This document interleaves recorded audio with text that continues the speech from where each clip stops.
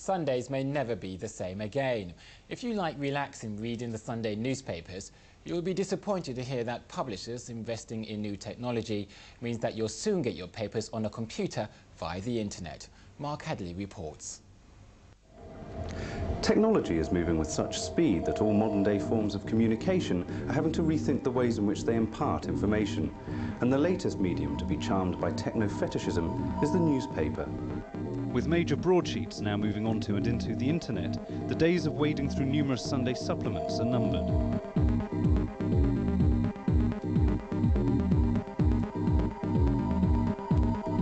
Those involved with the embryonic industry are quick to point out that it's not a case of outmoding the old-fashioned newspaper. We don't just want to shovel all of the text from the paper onto the internet every day and let people read it. Frankly, we don't think that's the right model for what the audience wants at the moment. People who are using the internet want to be able to explore, they want to be able to get more interesting things than just read what they could otherwise read in the newspaper. Although the future is an uncertain one, websites such as The Times are already attracting 30,000 readers.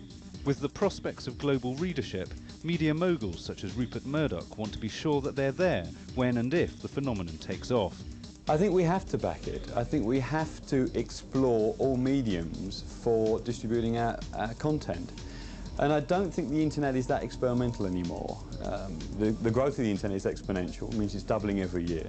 If that's the case, at the end of '96, there'll be 40 million users actually on the internet. So that's a vast potential audience.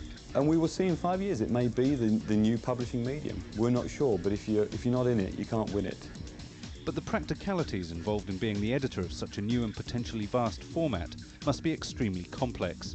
Navigation is a key issue online because a newspaper is a fairly straightforward publication to be able to get through, and people are used to knowing how to do that. Online it's less obvious because your screen is much more limited in terms of how much information you can get across on a screen, and you can't expect people to scroll right down to the bottom of the screen or right down to the bottom of a long page in order to find something new. So therefore you need to be able to develop a navigation system that allows you to jump off to any part of the paper you want immediately from the screen that you see when you log on. The major problem with being an online editor isn't going to be, in fact, that there are fewer limits. For example, if I'm editing a 16-page pull-out in The Guardian, I have a limit on the number of column inches that I can actually print. I'm editing an online edition, well, another megabyte of space here or there doesn't really matter. A further development is the personally tailored newspaper that can be selected and compiled according to the reader's interests. In other words, the Daily Me, a concept that raises countless dilemmas concerning what and how the public receives its news.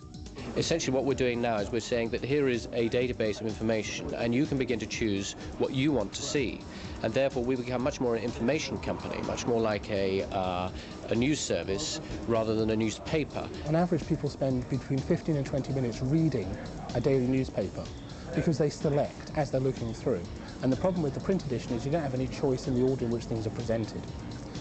So you could say we already do the Daily Me, and the technology will just allow you to do it slightly more efficiently.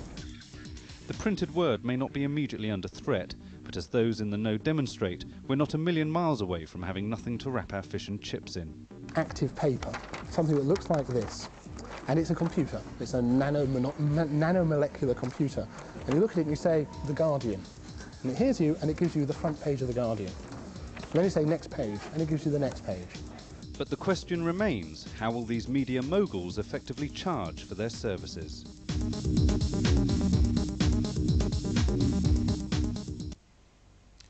We'll have more news and weather after this short break. Stay with us.